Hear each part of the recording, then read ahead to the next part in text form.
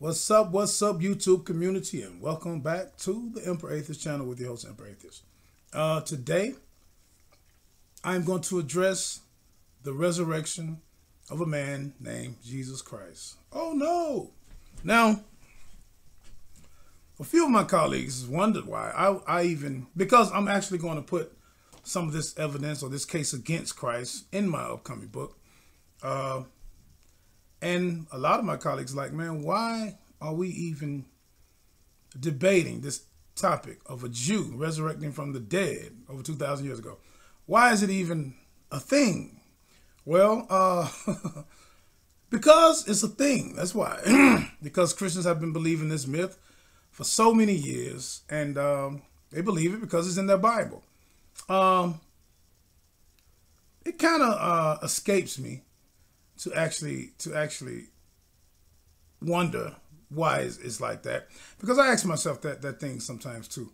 And I've said this before in prior videos, and being a avid reader of David Hume philosophy and the things that he spoke about and other philosophers spoke about, as far as us never witnessing the laws of physics ever being broken, and on that being said, this gives us no reason to accept miracles or to believe that somebody resurrected from the dead, or any reason to believe somebody walked on water or turned water into wine. We have no reason to believe in mythical things like this because we have never witnessed the laws of physics being broken. But in the case of the resurrection of this Jesus Christ, I am not a Christ mythicist per se. I think he might have existed. So I'm not per se a Christ mythicist, as Robert Price, friend of mine, is, or a lot of my atheist friends are Christ mythicists. Dr. Richard Carey, oh, by the way, who I will be interviewing in a couple of weeks. Dr. Richard Carey, who is known, very, very well known Christ mythicist, who have written books and done little movies about it. I still respect his work. But I'm not a Christ mythicist, so to speak. So my thing is, let's just say, I just cut right to the jugular vein. Let's just say this Jesus did exist. And the thing about the resurrection of Jesus, in 1 Corinthians, it says that if Jesus be not raised from the dead, then your faith is in vain. So I want to go straight to the jugular vein. And like a lot of other people already have. I mean, Bart Ehrman says that the resurrection didn't happen. And he's not a Christ mythicist either. He believes that this Jesus Christ existed. And like I tell a lot of people, I tell a lot of my Christ mythicist friends, it's really irrelevant. I wouldn't even waste that time to really even be debating that. A godless engineer, a friend of mine, just debated some guy named IP on something about the existence of Jesus Christ. And I just think that debate is a waste of time, because let's just give Jesus this historicity that he actually lives, even though it's not absolute historical evidence. Some people say, well, is Tacitus enough to prove the existence of Jesus, or is the 5,000 plus manuscripts of the New Testament enough to prove this Jesus existed? Or Josephus and all of the debate around Josephus, things that were added to Josephus or was not added, is basically irrelevant to me, because just for the sake of argument, let's just say this Jesus really did exist, which I lean more towards. The things that he did, according to these particular writers of the New Testament, that we have no idea who they are. We don't know who they are. So let's just say he did exist. We still have no theist to date that has proven that Jesus turned water into wine, that Jesus raised Jairus' daughter from the dead, that God or Jesus himself raised himself from the dead, that Jesus raised somebody named Lazarus from the dead after his sister Martha and Mary came to get him. We have no evidence for any of these things. We have no evidence of any of it, of him dying on the cross. And when he died, according to Matthew, other graves bust open and people came forth. So regardless of him being an actual person, we have no evidence of all these supernatural, so-called supernatural, miraculous, mythical tales. We have no evidence of these things. So we have no reason to really believe them. And this is why we reject them. Until you can bring evidence for it, it's just a bunch of mythical tales like everything else, like in the Quran, like in the Rig Vedas, like in all the other ancient writings, like in the Egyptian writings, ancient African tales, ancient Nordic tales of Thor, and ask God, this is exactly what the biblical tales are. The same thing. You can't make it any more authentic than Zeus or any other god from Greek pantheon or Nordic pantheon or any Persian mythology. It's all the same. So in this particular series, which I'm not going to actually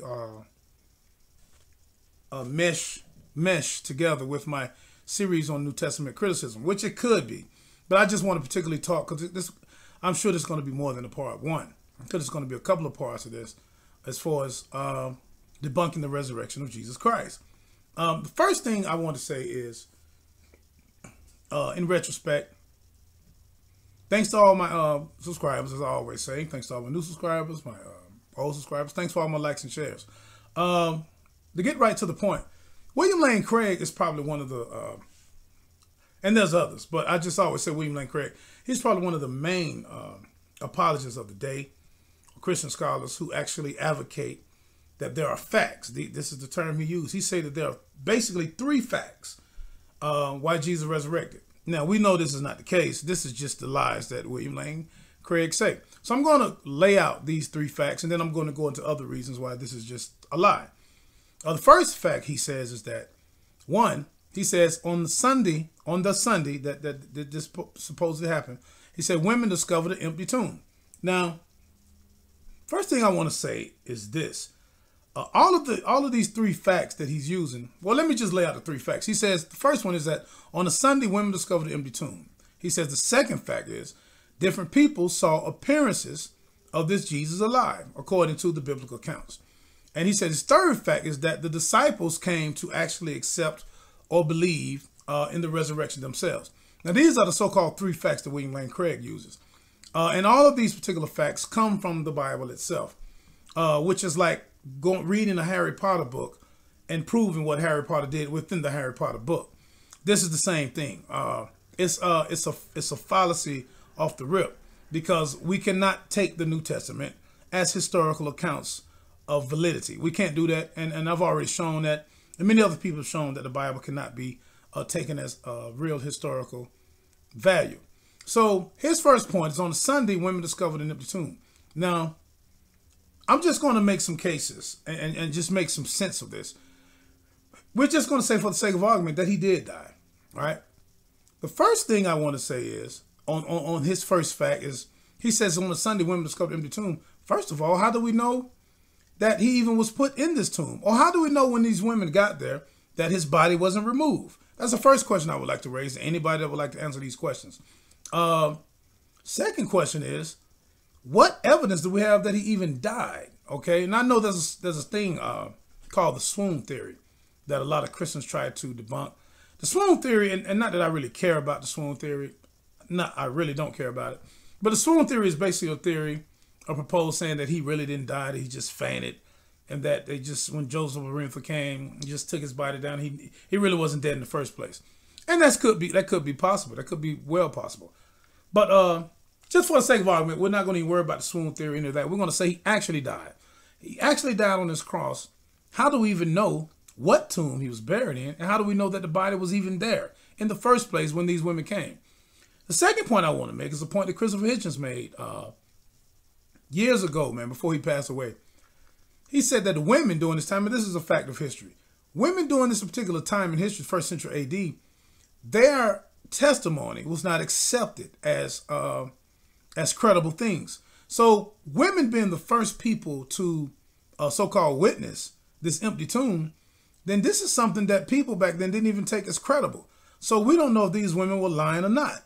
These women ran first, and then they so-called told the disciples. And we know, and without me getting into all the contradictions of the different stories of the resurrection event, starting with basically the early one, Mark 16, which was added later. And I want to get into, I'll probably get off into that later on my second part of the video, as dealing with the rise of the Gnostics at that time, and how the Orthodox view and the Gnostic view basically butted heads. And basically these things were added to these particular texts, because eventually the Orthodox view needed a physical body. They needed a physical Jesus, where the Gnostic view, they didn't need a physical Jesus. And this is why we see this problem with Mark 16 verses 9 through 20. They were added. And this is why you see in brackets in the Bible today, they say, well, this is not in the original manuscripts. But this is the earliest gospel. And 9 times out of 10, the author of Matthew and Luke and all these copied from Mark. So when we look at the resurrection story in Mark, we see that it was added later, not in the early manuscripts. So somebody added these verses 9 through 20. And I'll get off on that until the second part and talk about the Gnostic view versus the Orthodox view. We'll talk about that later. But these things were made up. So this is the first point that William Lane Craig makes about on Sunday, women discovered an empty tomb. The second point he says is different people saw appearances of Jesus alive. Well, the question I must ask here, how do we know that these people wasn't having illusions? Okay, so we're going to say that some man resurrected from the dead. This is going to be the best thing that we're going to say. We're going to just accept this fact that somebody died. And let me remind you once again, all of these facts that William Lane Craig so-called uses is from the Bible itself. We have no independent sources outside of the Bible that says that this happened. And see, this is the thing I always ask Christians when they always just try to prove the point. And this is why I say trying to argue if Jesus was a real historical character is irrelevant. Because the first thing that most Christians do, they run to Tacitus, they run to Pliny or Josephus, and oh, see, Jesus existed because he had so multiple cases. The thing you need to ask them about, what does Tacitus or Josephus or Pliny the Elder or Pliny the Younger, what do they say about this guy resurrected from the dead? This is the main point of Christian religion. This is the jugular vein. Once again, in Corinthians, it says that if Christ be not raised, then your faith is vain. Your faith is vain, Christians, because Jesus didn't raise from the dead. So instead of us arguing, or instead of me arguing about the existence of this Jesus, let's argue about the silly things that you believe about this Jesus. You have to prove that. Trying to argue if he exists or not is irrelevant to me. It's like trying to argue if I don't know, if King Arthur lived. Who cares? Are the legends surrounding him real? Can you prove that? Do we have independent sources to say that Jesus resurrected from the dead or died at the hands of Pilate? We don't have that. So this is the thing. Even though Tacitus may mention something, he mentions the legend of it. He doesn't mention anything about a resurrection. No historian do. So the thing about different people seeing his appearances alive in the New Testament is really relevant. Now the third point, he says, the disciples came to believe in the resurrection themselves. And I'm going to put this video of William Lane Craig actually making these 3 points. And they make no sense. It's incoherent. It makes no sense. He says the disciples came to believe in the resurrection themselves. I'm sure, because the people who wrote the book actually had the same Jesus finding these disciples. And all of the story has to be some type of way connected together. So I'm sure the disciples would believe in the story if the person writing the story making the story up within the same book. It only makes sense that the disciples would believe in it. Not that it actually happened in a historical way, Mr. Craig. That doesn't prove your point. It's just a rhetorical circular argument. So these are the particular 3 points that William Lane Craig makes all the time in every debate when he tries to say that Jesus actually resurrected. They make no sense. Well, the number one thing that I say, I have 8 particular points that, and like I say, don't even worry about arguing the historicity of Jesus or if he actually existed. It's irrelevant. It's really irrelevant. First point that I want to say, the first thing that Christians and theists have failed to do all the way up until 2018, they have failed to actually prove without a doubt that Jesus was actually a human being. But besides that point, they have actually have to prove that Jesus was dead prior to being put in the tomb. Now, I just said that according to one of William Lane Craig's point, that he used one of his facts. He says that because these women found an empty tomb. Well, the first thing that you have to establish, William Lane Craig or anybody who believes this, first thing you have to establish if Jesus was really dead prior to being placed in the tomb. Like I said, I'm not going to really worry about the Swoon Theory, but it's still a great question. How do you know that Jesus was actually dead before he was put in the tomb? No theist has actually shown that. My next point is that Jesus was actually placed in a tomb described in Scripture. Now, we know what these particular Gospels say about him after his friend took him down off the cross. He placed him in the tomb, according to the Scripture. That has yet to be shown to be evidence. We have no evidence for that. So before William Lane Craig or any other politician can actually make any points about facts, because these are not facts, we have to see the evidence that he was even placed in a tomb. And once again, I have to keep reiterating this. The New Testament cannot prove itself on its own merits. We have to see some historical accounts, and I'm going to get into that later about as far as how historians go about these particular things. So, no theists have showed that Jesus was actually placed in a tomb described in Scripture. My fourth point, Jesus' body was physically stored to normal function. Now, so my fourth point is on the fact that, okay, if Jesus did die actually, and he was actually put in a tomb, okay, and he actually died, what is the evidence that some supernatural power from God or whoever actually stored his physical body back to normal? No theist has ever shown the evidence for this. Now, let's just say for the sake of argument, people, let's just say for the sake of argument, all four of my first points that I just asked happened or have been met. Let's just say all of these things have been met. And I still have four more points that you still have to show and prove if this Jesus resurrected. And my fifth point would be, first of all, dealing with God. Surely God is the one who actually resurrected this Jesus. So God has to be shown to be a coherent concept. Now, I have made videos and I've debated this myself as far as the biblical God is concerned, that the biblical God is very incoherent. The biblical God is a circular triangle. The biblical God is something that cannot exist because of not only the contradictions within the Bible, because of just the theological concept of God himself, omniscience, omnipotence, omnibenevolence. These ideas itself, omnibenevolence, with all of the evil in the world, is a contradictory concept. Therefore, God is a triangle square. It can't exist. It's something that cannot exist. So my fifth point is, Christians, you have to, first of all, define your God better, because there's no coherent definition of your God. You ask anybody, what is the definition of God? They come up with all these crazy things. Go in any encyclopedia, in a dictionary. This particular definition is so ambiguous. So first thing that you Christians have to do, let's just say all the other 4 points are real. Okay? That this Jesus actually died in his tomb and he actually resurrected. I'm going to give you all of this.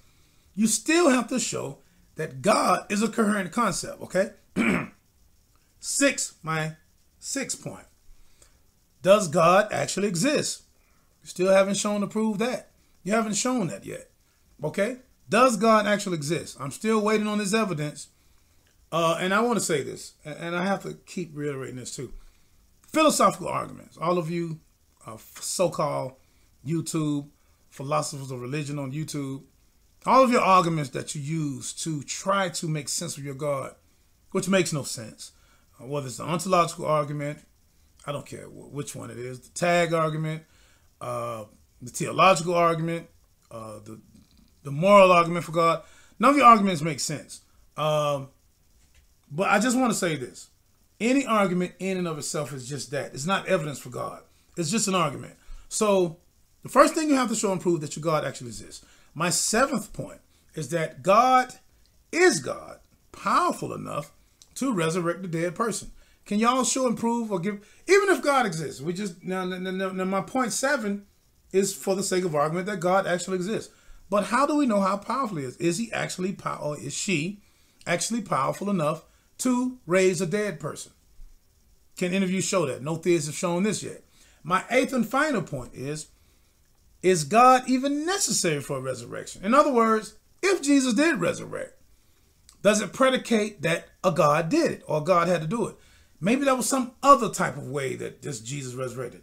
How does a resurrection of a physical body, which we've never seen, by the way, how does it predicate that a God is necessary for this to happen? Now, any of these 8 points, I would love for any of you to try too, and I'm going to put these same 8 points within the within my video description. So anybody would like to challenge that, I mean, because none of these particular points have been challenged yet. You can't use the New Testament as evidence that Jesus resurrected from the dead. It's just your belief. It's your faith. And this is what a lot of you people need to say. Christian scholars need to stop embarrassing themselves by saying that they have facts. William Lane Craig embarrasses himself all the time. I don't think he really cares about embarrassing himself. He's been doing it so long, but he has a big fan base of people who actually think he wins debates. But these are, and I'm going to put William Lane Craig video in here too, in the nonsense he's been spewing for years. His is so scripted. He can say it in his sleep. The false things that he says about the resurrection of Jesus. So I challenge anyone on these points to show and prove that this Jesus actually resurrected from the dead. In my second part, I'm actually going to be comparing the Book of Mormon and the Joseph Smith story, and basically how no Christian outside of Mormonism, no one accepts Mormonism, but yet the Book of Mormon has better historical attestation than the New Testament does. So, I'm going to do that for my second video, though. I'm going to show that, and I just want to ask, and I'm going to pose a question to Christians: why do you reject the story of Joseph Smith? Why do you reject his evidences? And not only does he have evidence of not basic, I won't say evidence, but he has attestation. He has contemporary witnesses who say that they seen this gold book that he received from an angel. We don't have any of that in the New Testament. We have no contemporary attestations to what happened with Jesus. We have nothing, no contemporary historians who talked about this. We have no independent sources outside of the New Testament that says this Jesus resurrected from the dead.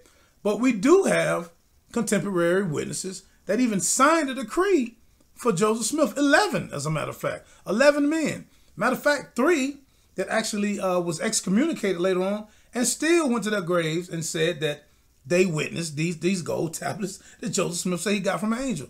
So I'm going to go deeper into my second part of this and many other different things.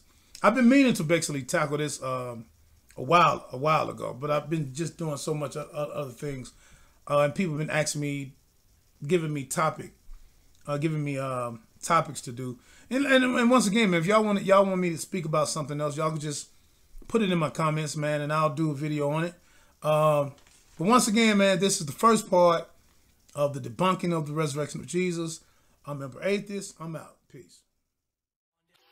I pull my wand out, abracadabra.